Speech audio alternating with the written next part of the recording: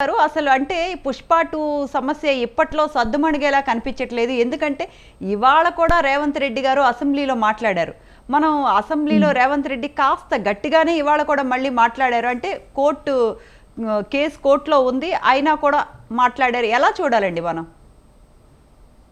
Court కేసులో ఉంది మాట్లాడారంటే ఆయనగా స్వయంగా ఈ టాపిక్ ఎత్తలేదు. ఈవెన్ ముఖ్యమంత్రి రేవంత్ రెడ్డి గారి మీద ఎన్ని రకాలుగా మాట్లాడారు, అన్ని రకాలుగా మాట్లాడేశారు. అండ్ మోర్ ఓవర్ ఇది ప్రభుత్వం కూడా కక్ష సాధింపుగా అన్నట్టుగా కూడా కొంతమంది దాన్ని డిజైన్ చేశారు, కొంతమంది ట్రోల్స్ కూడా చేశారు. సో ఈ రోజు ఏదైతే అసెంబ్లీలో హాట్ టాపిక్ గా నడుస్తున్న వ్యవహారం ఏదైతే ఉందో, అంటే గత ప్రభుత్వం చేసిన అప్పుల గురించి కానీ, గత ప్రభుత్వం చేసిన వైఫల్యాల వల్ల మేము ఈ 6 పథకాలు అమలు చేయలేకపోతున్నామని ప్రొజెక్ట్ చేస్తూ అసలే ఆవేశంగా సుమారుగా ఒక 2 గంటల సేపు అనర్గళంగా ముఖ్యమంత్రి గారు మాట్లాడిన తరుణంలో ఆ వేడిగా ఉన్న నేపథ్యంలో మన ఎంఐఎం ఎమ్మెల్యే అక్బరుద్దీన్ గారు ఒక క్వశ్చన్ చేశారు. ఒక ఒక హీరో పేరు ఎత్తకుండా ఒక హీరో జరిగినప్పుడు నేను విన్నాను ఏంటంటే తొక్కిసలాట జరిగింది, స్టాంపేడ్ అని ఒక 10 సార్లు ప్రెస్ చేస్తూ మాట్లాడుతూ ఆ స్టాంపేడ్ వల్ల ఒక తల్లి, ఒక స్త్రీ చనిపోయింది, ఒక బిడ్డ కూడా చనిపోయాడు అన్నట్టు కూడా మెన్షన్ చేశారు. అసలు నేను చెప్పేది రైటా రాంగా? అసలు ఒక హీరో కోసం ఇంతమంది చనిపోయినా ప్రభుత్వం పట్టించుకోదా? నేను తప్పైతే నన్ను కరెక్ట్ చేయండి అని చెప్పి అక్బరుద్దీన్ గారు అసెంబ్లీ సాక్షిగా అడిగిన నేపథ్యంలో మరలా రేవంత్ రెడ్డి గారు అప్పుడు దీనికి ఎక్స్ప్లెనేషన్ ఇచ్చే భాగంగా మొత్తం వివరించారు సీన్ అంతా కూడా.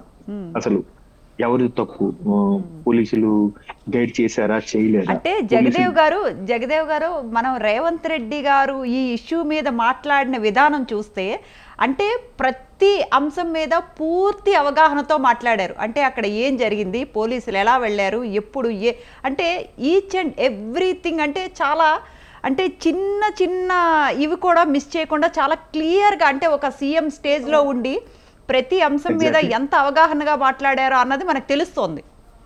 అవును, అంటే యాక్చువల్ గా ఏదైతే అరెస్ట్ వ్యవహారం జరిగినప్పుడు కానీ అప్పుడు ఆయనకి అక్కడ లేరు, ఢిల్లీలో ఉన్నారు. వాస్తవానికి ఢిల్లీలో కూడా ఆయనకి నేషనల్ మీడియా వాళ్ళు అడిగారు, ఇట్లా అక్కడ హైదరాబాద్ లో జరిగింది ఏంటంటే ఆయన చట్టం తన పంతాను చేసుకుపోతుంది అన్నట్టుగా చెప్పారు. బట్ ఇక్కడ ఏంటంటే ప్రభుత్వం రాజకీయంలో ఉన్నారు కాబట్టి ఎవరి వైపు మాట్లాడినా ఇష్యూ వస్తుంది కాబట్టి ఆయన కొంచెం బ్యాలెన్స్ గానే మాట్లాడారు. బట్ దాన్ని ట్రోల్స్ చేశారు ఏంటంటే ఏదో కక్ష సాధింపుగా బన్నీనే కావాలని అరెస్ట్ చేశారు, దట్టు అక్యూజ్డ్ 11 గా ఉన్నారు కాబట్టి అరెస్ట్ చేశారు అన్నట్టుగానే అందరూ ట్రోల్స్ చేశారు మాక్సిమం. బన్నీకి పాపం ఏంటి శాపం, అంత పెద్ద హీరోని అసలు బెడ్రూమ్ లోకి వెళ్ళి మరి పోలీసులు పిలుచుకొచ్చారు అన్నట్టు కూడా మాట్లాడారు. అట్లా అంటే ఈవెన్ గురువారం కూడా వెళ్ళి అడిగారట. బట్ గురువారం ఆయన అవుట్ ఆఫ్ స్టేషన్ అవడం వల్ల శుక్రవారం వెళ్ళారు. దాన్ని కూడా కొంతమంది ట్రోల్ చేశారు. శుక్రవారం అయితే బెయిల్ రాదు కాబట్టి శుక్రవారం అరెస్ట్ చేశారు పోలీసులు, చాలా తెలివిగా బిహేవ్ చేశారు అన్నట్టు కూడా కొంతమంది ట్రోల్స్ చేశారు.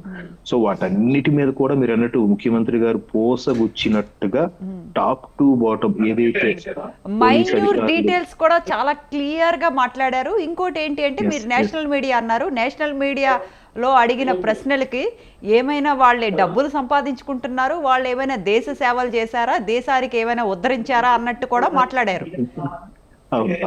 ఈ రోజు కూడా అదే అన్నారు కదా, అంటే యాక్చువల్ గా ఇంతమంది హీరోలు పలకరించారు కదా, ఆయనకి కన్ను వంకపోయిందా, కాలు చుట్టపోయిందా, ఎందుకు పలకరించడానికి వెళ్ళారు, ఎంతమంది వెళ్ళారు సరికదా, కనీసం ఆ అబ్బాయిని పలకరించడానికి వెళ్ళారా, ఆ తల్లి చనిపోయినా కూడా మరలా సారి పరిస్థితి బాగోలేదని చెప్పినా కూడా ఆయన ఓపెన్ చేసి మరలా అందరికి అభివాదం చేస్తూ వెళ్ళడం, దీన్ని ఎలా తీసుకోవాలి?